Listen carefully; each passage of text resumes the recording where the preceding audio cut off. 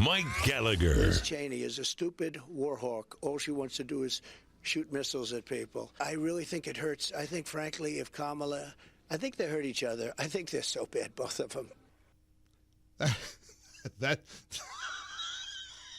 I mean, look, I have spent years of my life trying to be a good communicator. 3 seconds, he explains it. Liz Cheney's a stupid war hawk who just wants to shoot missiles at people. That's it. Good night. Thank you, everybody. Tip your waitresses. They're going to be here all weekend. Don't forget the roast beef. Can you play it one more time, Christian? Just one more time. Liz Cheney is a stupid war hawk. All she wants to do is shoot missiles at people. I mean, that's all you got to hear. That could be a campaign button. You could fit that on a bumper sticker. Liz Cheney is a stupid war hawk. All she wants to do is shoot missiles at people. Might be a little wordy for a bumper sticker. Make a heck of a T-shirt. and you tell me you don't like the guy. You go ahead and tell me that you're offended by him. If that line describing Liz Cheney offends you, good. Because I want to know the people who are against that character. Seriously, my pal Mark Davis insists, if you pull the lever for Kamala Harris, you cannot possibly consider yourself a conservative, period. I would even go as far as to say, if you just sat it out because you hate Trump, all right, that's pathetic, but okay, I could accept that. I would disagree with it. I would try to talk you out of it, but I'd accept that. You're campaigning for him, for her? You're standing there shoulder to shoulder with the woman who you used to say was a dangerous, radical extremist? I mean, can we go back just a few years and remember how Liz Cheney described Kamala Harris in 2020? In one fell swoop here, he has put somebody on the ticket whose voting record in the Senate is to the left of Bernie Sanders and Elizabeth Warren. So I think that, the American people are going to look at the substance of this. They're going to look at what she stood for in the past. They're going to look at what she said during the primary election. And it's very clear. She is a radical liberal. She's somebody that has said we ought to spend $32 trillion on Medicare for all. If you look at her record as well in California, she did, in fact, essentially ban gun sales with executive action. And she threatened during the primaries to do the same thing if she's elected.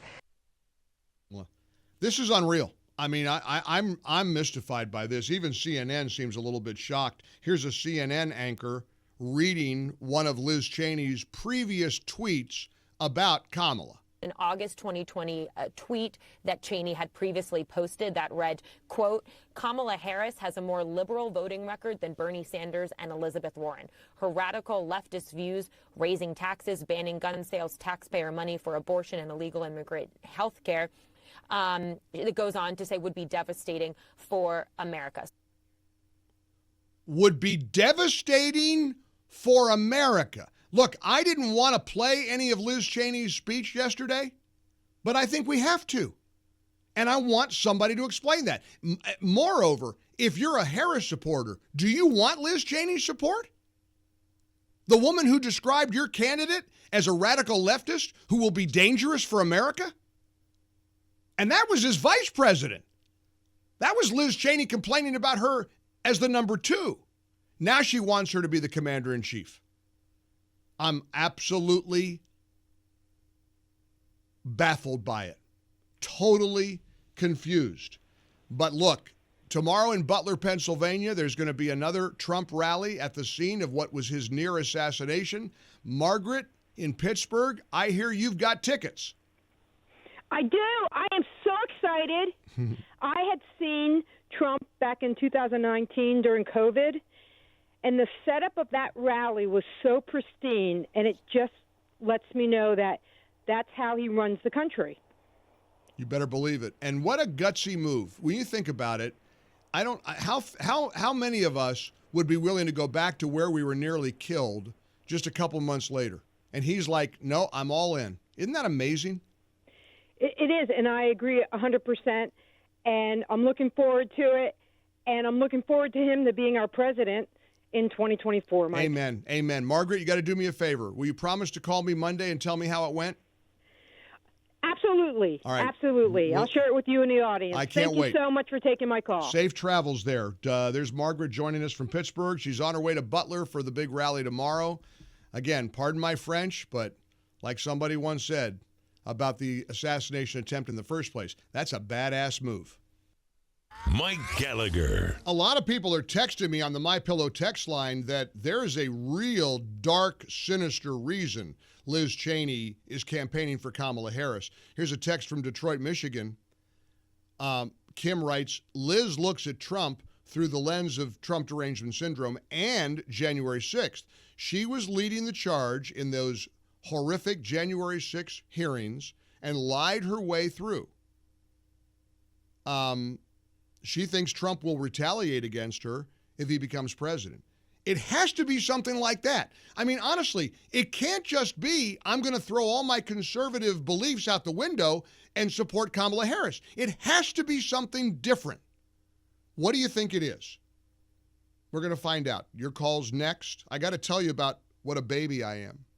My late wife used to say, Gallagher, you are a little man. I can still hear her voice.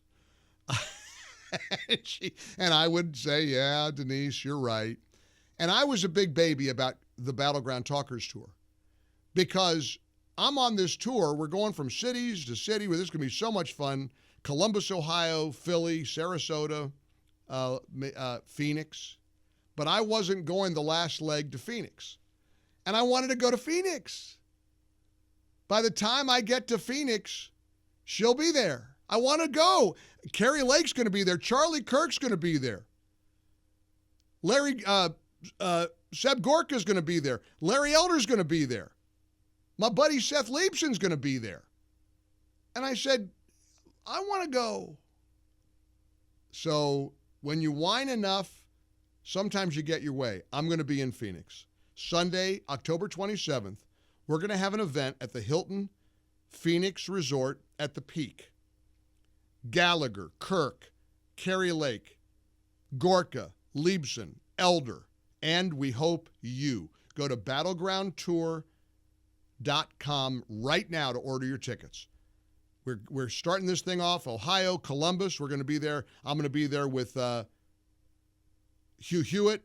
Bruce Hooley's going to be there. Jack Windsor. Jack is always sending me great information. He's a terrific journalist in the Buckeye State. Representative Mike Carey.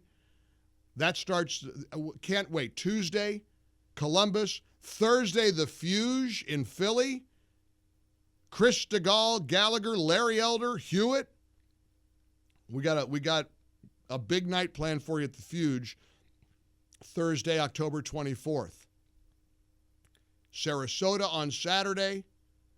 Gorka, Elder, Gallagher. And then Phoenix on Sunday, October 27th. And yep, I've been included in the party.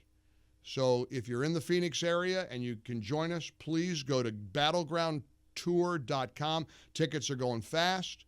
All of these events, I think, are going to sell out, and we want you to be part of it. There's nothing like a rally that close to the election to lift your spirits, to get you engaged, to connect you to the process. Nothing like it. So go to battlegroundtour.com, battlegroundtour.com. Jay's in Colorado Springs. Jay, explain Liz Cheney to me in 30 words or less. It's very simple, Mike. Liz Cheney and her dad have never been conservatives. Never. It's always been about power, and it's always just been talking. You know, we defended Dick Cheney back in the days of George Bush, and he turned around and stabbed us in the back. Anyway, that's all I got to say. Look, let me tell you something. It's hard to hear that because 10 years ago we would have never said something like this. But what we wouldn't have. But what you're saying is they are whatever they need to be to retain power. Exactly, Mike. And by the way, it's an honor to speak with you today. Oh, you're very kind. Thanks, Jay. Well, God bless you. Look, I have a hard time arguing with that. You can't be a conservative and say Kamala Harris should be elected president of the United States. You could despise Donald Trump with the heat of 1,000 suns. You could never say, I'm pulling the lever for Kamala Harris. You know, I would make the case if you say I'm not going to vote at all, you're helping her. But at least that's not supporting her. Liz and Dick Cheney are supporting her. There's a whole bunch of them. So is he right? Is Jay right? You can't possibly believe that they were ever conservatives? Scott is in Iowa. Scott, welcome to the Mike Gallagher Show. Hello. Hey, it's an honor to talk to you, Mike. God bless you. It's great for you. I appreciate it. It's an honor to talk to you as well. What do you think? Well, she knows she's going to prison if Trump is elected. She's done so much wrong, and possibly even Dick.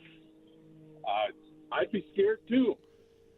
That He's could gonna get caught. It's got to be something like that.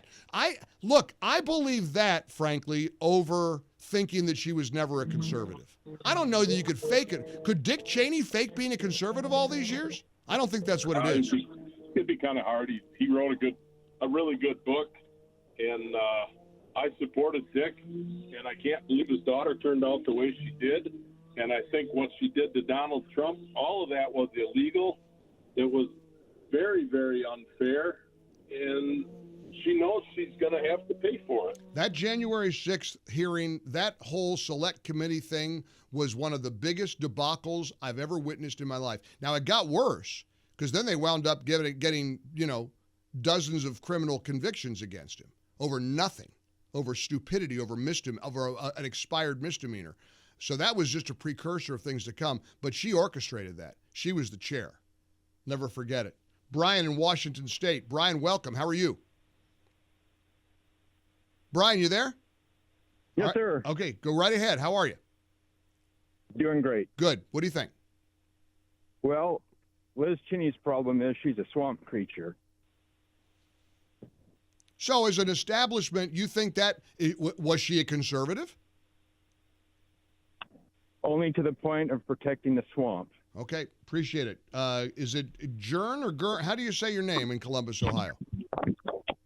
It's Gern. Gern, how are you? Gern, and you know what? It's a great day in America, and amen. And I was always a proud Cheney person. I really thought the world of Dick Cheney. Me too. I'm real disappointed in Dick Cheney, and I'm a neocon, and I remain a neocon. I believe in that. Well, that's what the left called him all these years. Well, yeah, and it's true. There's a case for neoconservatism, and I believe in it. And I have a lot of trouble with Donald Trump, but I have bigger troubles with the socialists. I could never vote for a socialist. I could live to be 1,000 years old. I'd never vote for a socialist. See, and that's, so, there's more that I agree with Donald Trump on than I disagree. I have some very serious disagreements with Donald Trump. But with Dick Cheney, it's the most disappointing thing in the last 10 years for me that he would do something like this. I mean, you said very disappointing. Yep, you said something that's very, very important. You said I have my problems with Donald Trump, but I could never vote for a socialist. I'd say Marxist. So you tell me that your problem with Donald Trump is more prevalent in your mind than voting for a Marxist. And again, we're not talking about somebody sitting this one out. Firefighters Union sat it out. They said, we're not endorsing anybody, which is a big blow to Harris because they endorsed Biden last time. No. The Cheneys are on the campaign trail, and they're not alone. They're not the only Republicans doing this. I got to figure out how to explain that.